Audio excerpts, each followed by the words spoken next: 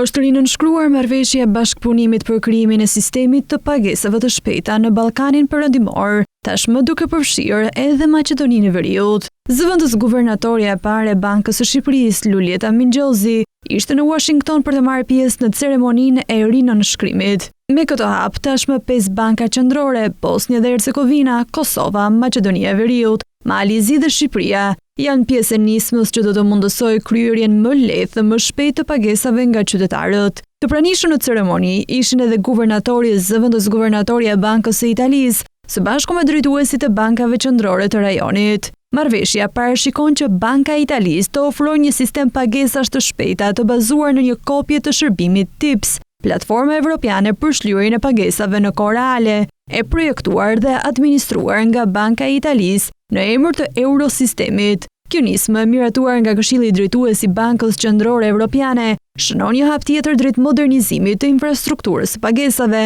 dhe afron më tej rajonin me standardet evropiane, shprehet Banka e Shqipërisë.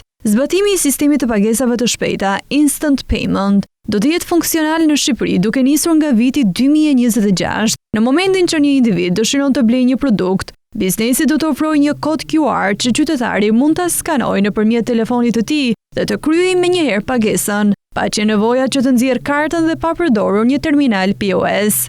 Instant Payment prit të rrisë përfshirjen financiare, të ulë përdorimin e paras fizike, por edhe koston e transaksioneve për biznesin dhe konsumatorët. Ky sistem nisi si një projekt pilot në fillim të vitit të kaluar në 3 qytete, Tiranë, Dibër dhe Përmet, ku 300 individë realizuan pagesa përmes aplikacioneve të ofruara nga bankat dhe institucionet e paras elektronike në bizneset të vogla dhe të mesme, për një periudhë 4 mujore pranë zonave ku banojnë.